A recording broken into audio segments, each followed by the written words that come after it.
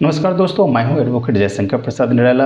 Court fees वाले video के बाद अगला सबसे जो वीडियो मैं बनाया हूं वह है कि अगर कोर्ट फीस देने के पैसे ना हो तो क्या करें।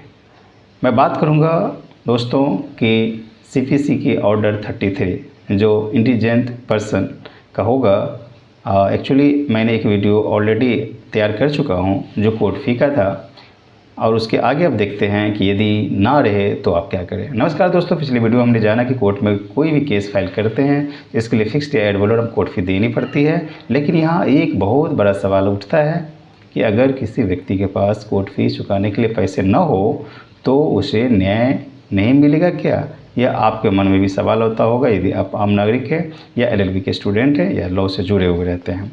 आज के इस वीडियो में हम इसी महत्वपूर्ण विषय पर बात करेंगे जिसमें कानून की भाषा में सूट बाय इंडिजेंट पर्सन या आम भाषा में पॉप सूट यानी निर्धन व्यक्ति द्वारा केस फाइल करना कहा जाता है। यानी सीपीसी के ऑर्डर 33 की बात करेंगे। हमारे सिविल प्रक्रिया संहिता यानी सीपीसी के ऑर्डर 33 में यह साफ तौर पर बताया गया है कि गरीबी कभी भी न्याय पाने में रुकावट नहीं बन सकती।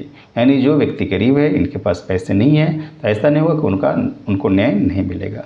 अगर कोई व्यक्ति कोर्ट फीस देने में समर्थ है तो वो एक इंडिजेंट पर्सन या निर्धन व्यक्ति के रूप में कोर्ट में अपना केस फाइल कर सकता है। अब सवाल यह है कि कानून की नज़रों में निर्धन कौन है। आपके भी मन में आता होगा कि कैलकुलेट कैसे किया जाए, कैसे समझा जाए कि निर्धन कौन है। तो इसके लिए भी नियम बनाया गया है। नियमों के अनुसार कोई भी ऐसा व्यक्ति जिसके पास केस फाइल करने के लिए तय की गई कोर्ट फी, जो कोर्ट फी मैंने पिछले वीडियो में डाला है, भरने के पर्याप्त साधन नहीं है, उसे निर्धन माना जाएगा। या फिर जिन मामलों में कोर्ट फी तय नहीं है वहाँ अगर उस व्यक्ति के पास 1000 रुपये से ज़्यादा की संपत्ति नहीं है, इसमें उसके पहनने कपड़े, केस से जुड़ी विवादित संपत्ति को नहीं जोड़ा जाता है, तो मैं बता रहा हूँ कि जिन मामलों में कोर्ट फी तय नहीं है वहाँ अगर उस व्यक्ति के पास 1000 रुपये से ज़्यादा की संपत्ति नहीं है तो उसे हम इंडिजेंट पर्सन मानते हैं, उसे माना जाता है। अब बात करते हैं कि इसके लिए प्रक्रिया क्या है। आपके मन में सवाल आता होगा कि प्रक्रिया बताना बहुत ज़रूरी है, क्योंकि प्रक्रिया ने जानेंगे तो आप किसी को दूसरे को कैसे बताएंगे, कैसे आप फॉरवर्ड करेंगे वीडियो को, और वो भी कैसे जानेगा। तो आइए कंटिन्यू कर लेते हैं फिर से। इसके लिए प्रक्रिया क्या है। आपको सीधे केस फाइल करने के बजाय कोर्ट में एक एप्लीकेशन देनी होती है। आपको एक निर्धन व्यक्ति के रूप में केस लड़ने की अनुमति दी जाए। इस एप्लीकेशन के साथ आपको अपनी पूरी संपत्ति का ब्यौरा भी देना होता है। इसके बाद कोर्ट या कोर्ट रेवेन्यू ऑफिसर इस बात की जांच करते हैं कि सच में गरीब है या नहीं है। अगर यदि कोर्ट संतुष्ट हो जाता है कि आपके पास वाकई कोर्ट फी देने के पैसे नहीं है, सच में आप बता रहे हैं कि आपके पास पर्याप्त पैसे नहीं है, तो आपकी एप्लीकेशन मंजूर कर ली जाती है। इसके बाद आपको शुरुआत में ही कोर्ट फीस देने नहीं पड़ती है और आपका केस एक सामान्य केस की तरह ही चलने लगता है। तो यह हो गई प्रक्रिया।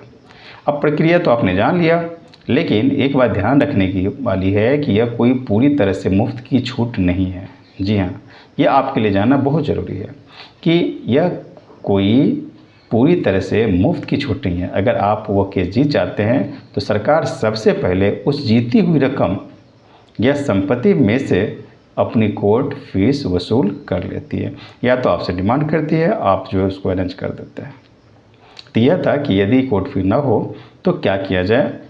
क्या हम कोर्ट फी बाद में भी दे सकते हैं जीतने के बाद? जी हाँ, और इसके लिए आपको प्रैक्टिकल में सलाह भी लेनी पड़ेगी। आप अपने जिस एरिया में हैं वहाँ किसी अधिवक्ता से ज़रूर सलाह लें। यह शिक्षाप्रद वीडियो है, मैंने आपको रास्ता तो दिखा दिया। वहाँ जाकर के कभी कोई ऐसे हैं जिनके साथ ऐसी परेशानी है तो बिल्कुल आप सलाह ले सकते हैं। तो दोस्तों, न्याय सबके लिए है, बस हमें सही कानूनी प्रक्रिया की जानकारी होनी चाहिए। उम्मीद है कि ऑर्डर 33 सीपीसी का यह कंसेप्ट आपको अच्छे समझ आ गया होगा। वीडियो पसंद आया हो तो लाइक करें, शेयर करें और चैनल को सब्सक्राइब करना ना भूलें, ज़रूर कीजिए। जय हिंद, जय भारत।